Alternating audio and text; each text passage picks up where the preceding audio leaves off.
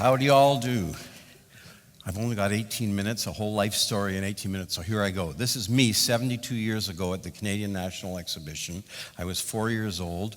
The National Film Board made a movie called Johnny at the Fair about a kid who gets lost at the X. In the movie, I got kissed by Barbara Ann Scott, shook hands with Mackenzie King, and I got the illusory impression that Canada was glamorous at age 4. I'm going to rush through all this so you'll get to see it. It is on YouTube if you want to see it. It's called Johnny at the Fair. It's a piece of classic Canadian kitsch. Moving straight ahead, high school, grade 9 in Toronto, I got D- in art from Miss Hudgens. That's her in the middle. Moving right along, in my third year at U of T, I decided to go off to France for a third year abroad, fell in love with the French culture, civilization, et j'ai appris cette belle langue à l'âge de 19 ans, et ça m'a donné l'occasion de travailler à l'Expo 67. I ended up in Montreal. First I did that in Paris at age 20 in 1963. It was sold to a collector 2 years ago for $7,500, so there's hope, okay?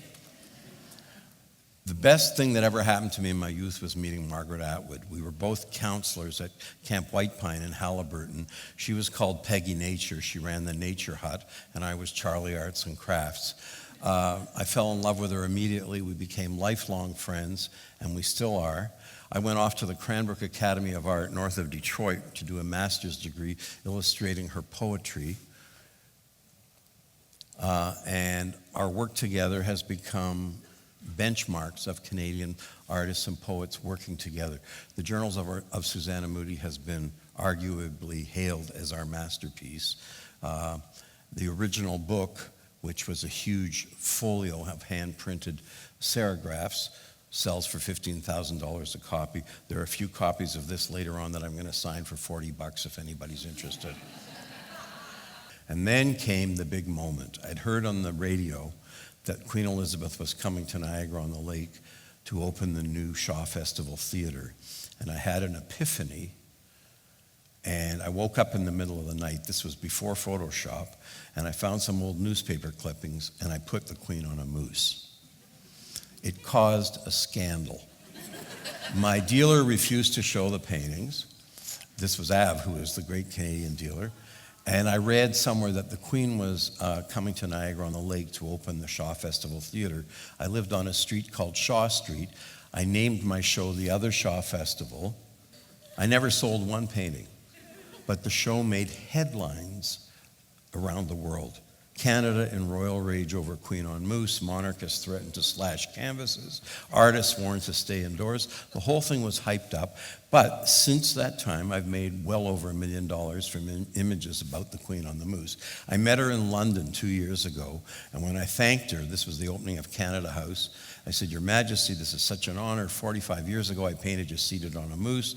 It caused a scandal at the time, but it became my most famous image. And thanks to you, I made a living all these years." And she said, "How amusing." She was not offended. She thought it was a hoot. All right, the beginning of leading up to what I am now doing in Orillia. I bought my first building in Toronto in 1974. Are you ready? 12,000 square feet, parking for 20 cars, asking $100. I got it for $90,000. It was called the Artists Alliance Building. I was there for 10 years. We had artists living there. Margaret Atwood loaned me $10,000 for the down payment. And then I was always busy doing the Moose. I did for the Moose what Andy Warhol did for Marilyn Monroe. Okay.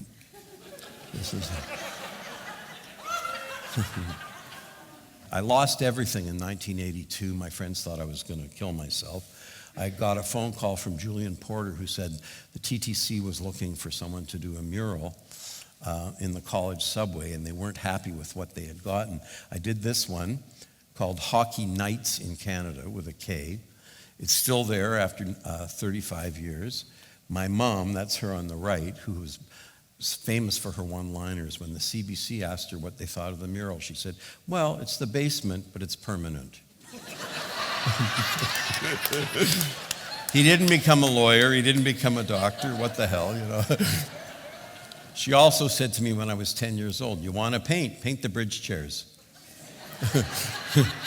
Do something useful. Then I started renovating properties all over around Grange Park. After I'd lost Queen Street, I went back to Beverly Street. I renovated that old sixplex in 1987, and it was a joy having it. It was like Armistead Maupin Tales of the City. Terrific tenants, a lot of fun. Look at that cherry tree in downtown Toronto, gone now. Every June, we used to pick all the cherries off the tree. And guess what's right in front of it? I was forced to sell it in 1991. The Henry Moore sculpture has been moved into Grange Park, exactly in front of my old building. And then the biggest dump of all, beside the AGO, in an old laneway on Grange Avenue, I had run out of space at my other building. I'd lost all my Queen Street properties, and I ended up buying this dump. I renamed it Moose Factory, Andy Warhol, the factory, Moose Factory, the legendary Hudson's Bay site. And I redid it and opened this up as my own gallery. There's Mayor Mel Lastman and the Moose Project, remember, in 2000? And my moose made it to the pond at Toronto City Hall and made it to the front page of the travel section of the New York Times. And these are moose all over Toronto. There's one at the Moose Factory here in Orillia, too, you're going to see. And we built this on the empty parking lot of this old funeral home in 2004, and it's become a landmark. It's won 6 awards for the architect, Steve Teeple, who's brilliant. And then I made up the name of the fake art critic based on John Bentley Mays. This is me as Don Rouge Humber. Get it? He comes from Three Rivers, Don Rouge Humber, and he used to say, "So stunning words fail me, a legend in his own mind." And I never looked back after I put this in the Globe and Mail, $1,200 for an ad. One day, a German guy came into the gallery and he bought 6 paintings. I couldn't believe my luck, and I asked him how he heard of me. He said, "Well, I've known of your work for years, but I see this glowing review in Globe and Mail from Don Rouge Humber." At which point I thought, oh, geez, what do I do now? I don't want to lose the sale, but he could accuse me of fraud. I said, well, there's something you should know. I made up Don Rouge Humber. He's my alter ego. He kept writing the check, and he said, in that case, do I make the check to you or to him? P.S. Since that time, he's bought 8 more paintings, and it turns out he's a lumber baron. They own several 100,000 acres north of Sault Ste. Marie, based in Munich, all because of Don Rouge Humber. Right. Wait, you're going to hear about my Orillia critic in a minute, too. And then I turned 60, and I started to yearn for the lake of my childhood. My parents had cottages all around Lake Simcoe during my youth, and I had the farm. But I knew at some point I wanted to get back up here because I'm beginning to have a great affection for Orillia. This is me swimming with the duckies. I had a show at the Orillia Museum of Art and History in '06, which I called Ducks Redux. And then I made up the name of a fake art critic from here, Trent Severn. And you see what Trent said? Pachter gets right to the heart of duckness. And they called me from the Packet Times and said, oh, Mr. Pachter. They always call me Pachter up here. She said, did you get that right? Didn't you mean the heart of darkness? She was thinking of Joseph Conrad, but it took them a while to get it. And then this is cute. Dorothy and Donald McDonald, I don't know if they're here today, but anyway, wonderful couple from Orillia. Donald took that picture of a female moose on the Lake Dalrymple Road 4 years ago, sent it to me. I was invited by Queen's Park to meet Princess Anne, so I decided to put her on a moose. She looked at it and she said, oh, it doesn't have any antlers. What do I have to grasp onto? And I said, Your Highness, with great respect, firm thighs. And she went, ooh. And then I got a letter. Oh, and this is Charles and Camilla rehearsing for their next trip to Canada. This is the newest one called Decisions, Decisions. At her IKEA cupboard, right? There we go. And then, of course, finally, the prologue. We're coming to my love for this town and why I am so excited to be here at this time in my life. Orillia is magic. Orillia, the worst advocates here are the people from here. They don't realize what a treasure this historical small Canadian city is and what it is going to become because of the state of the world. In the 6 years that I've now been here, I'm going to show you quickly what I did. This is what I found, because I used to go to the Goodwill all the time. Artist's heaven is the Goodwill, asking $90. And I got it for $50, okay? Like it's 10% of Toronto, 2% of Toronto. So I bought all this, and I renovated it in the summer of 2013. I named it, by the way, MoFo, for Moose Factory of Orillia. This is generational. I did not know what else MoFo meant. This is the studio. It's the best studio I have ever had, and I bought it for $150,000, okay, back in 2012. And upstairs, where they used to keep the spark plugs and the screws and everything, became the Shania Twain guest suite. And here we were digging out this entire lot full of tires, oil cans, junk. I bought the lot for $50, but it cost $30 to clean all the junk out of it. And here it is now on this back lane. Then, here was this wall of trees, because behind it was a swamp full of junk from the illegal triplex. Never did I dream that it would come up for sale. It did last year, and I bought it. And look at it. I met a brilliant landscape designer from here, Beaverton, named Anna von Maris, and she and her team completely reimagined this back space, where I then ended up with 4 facilities surrounding a central courtyard. But this was the killer. Before I had done this other one on Elgin, I found this old dump. It was Dan Stout who called again. He said, there's a crack house for sale at the corner of Elgin and Scott. The landlord has panicked. The tenants burned it half down. Look at this. Asking $54,900. So I did my usual thing. I said, is he crazy? It isn't worth a cent more than $40. I got it for $40, and he had to tear it down. And this is what I put up in its place. This is one of the great things about getting older, is you don't, everything's a rehearsal for the next thing. And I couldn't believe that this beautiful street was not appreciated by people from Orillia. There's nothing like it in Canada. It's the cutest little street in the whole country. So Keith's sister just bought the house across the street, and some other people from Toronto bought because of me. But here it is. I named it Scottelgan, because it's at the corner of Scott and Elgin. That's Nancy's house across the street. When I bought on the street, there were reasonably good houses that you could buy for $125 and $130. Now they're $259 and $289. It's still nothing compared to Toronto, but it's higher for Orillia. What started all of this for me was in 2012.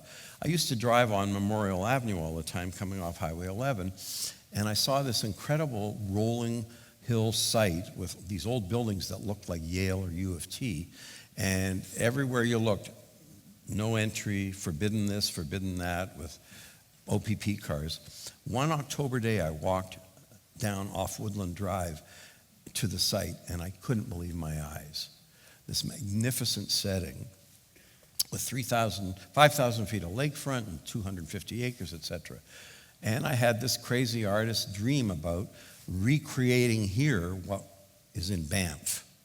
A Banff Center, a Chautauqua, any kind of a fabulous center performing arts center that would change this area forever.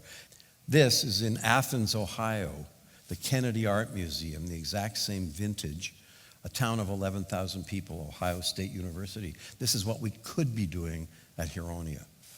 But we've run up against so many obstacles, the province has been impossible to deal with. We have no idea what they're prepared to do. The OPP is there. There's the site, which is unlike anything in Ontario, right in Orillia. This is the Isabel Bader Theatre at Queen's University, looking out over Lake Ontario. Imagine this on the Huronia site. Imagine this. Frank Gehry, born in Toronto, the world's most famous architect, did this in Panama. Look at this. You know how this would change everything here? So this was my dream. Bring in creative, visionary developers to change everything here. So because I was so frustrated, I just decided to stick to downtown, do my own thing, and work within my own budget. And I borrowed against my Toronto real estate, and I've spent nearly $3 million in this area with the 4 buildings in downtown Orillia. Why am I doing it? Because 10 years from now, it's going to pay off. Anna von Maris did such a brilliant job on these gardens. I paid more for the gardens than I paid for the house. $175,000 for the gardens. I'm not saying this to be coy, but it's magic for me when I come up here.